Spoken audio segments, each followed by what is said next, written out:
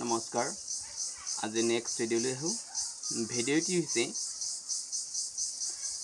দুটি সন্তানেই চকুৰ মণি আৰু বহু সন্তানেই দুখৰ শ্ৰেণী অৰ্থাৎ আপোনাৰ যদি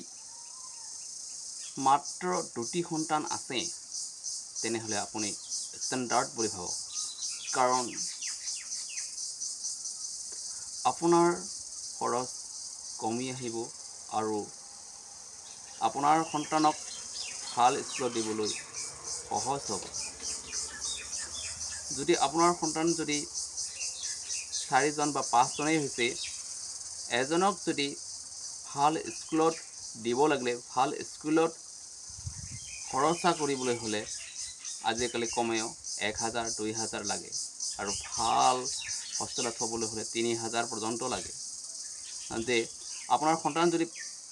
5জনে হয় 3-5 গুণ 15000 আপুনি খৰচা কৰিব লাগিব ঠিক তেনেকৈ ঘৰৰ প্ৰতিও ষ্টেণ্ডাৰ্ড নহ'ব সাজপাৰৰ প্ৰতি আপোনাক খৰচা দিব নোৱাৰিব অৰ্থাৎ ভাল পৰিৱেশৰে আপুনি গঢ়ি উঠিব নোৱাৰিব মই এটা কথা ক'ব খোজো যে মানুহ বাঢ়িলেও কিন্তু মাটি ফিটি এইবোৰ নাবাঢ়ে যাৰ ফলত এদিন সেই সন্তানবোৰে যদি বিয়া হোৱাৰ ফলত সেই মাটিবোৰ ভাগ হয় আৰু সেই মাটি যদি সৰু হৈ আহে তেনেহ'লে খাব জুৰিব জানো খাব নোজোৰাৰ ফলত সেইসকলক খুজি মাজি খাবলৈ বাধ্য হ'ব অৰ্থাৎ দুখীয়া হ'ব আৰু শিক্ষাৰ প্ৰতিও বঞ্চিত হৈ আহিব গতিকে ফেমিলি সৰু কৰাটো ভাল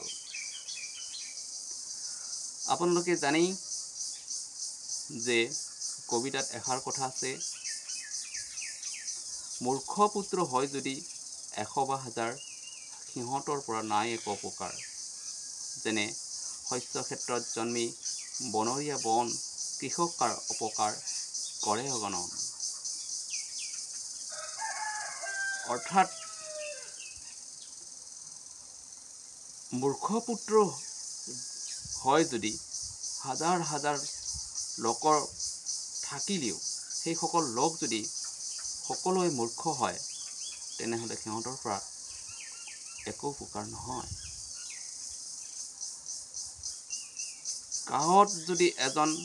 সুসন্তান থাকেই সেই সুসন্তান যদি শিক্ষিত হয় ডাক্তৰ ইঞ্জিনিয়াৰ হয় তেনেহ'লে সেই গাঁওখন এখন সুশিক্ষিত সমাজ হিচাপে কৰি আহিব আৰু সেই গাঁওখনত এটা শিক্ষাৰ পোহৰ বন্তি হিচাপে জ্বলি উঠিব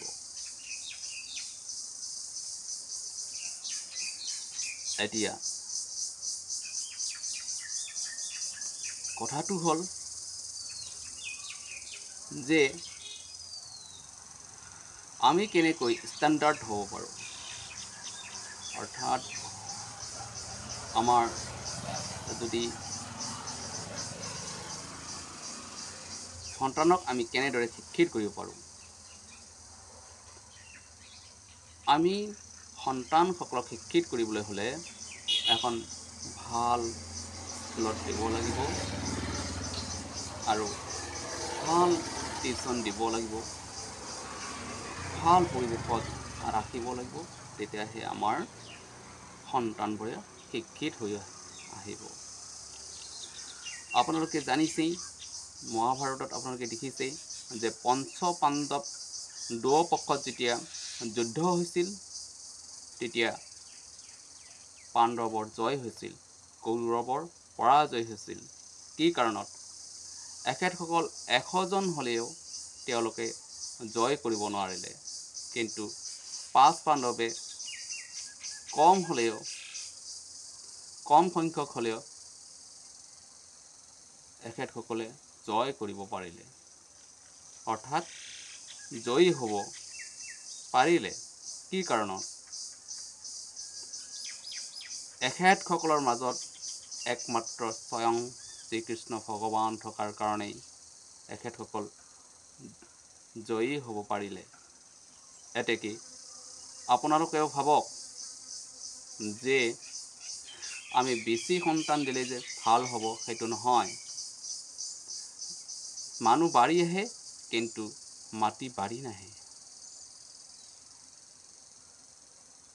সেই মাটি যদি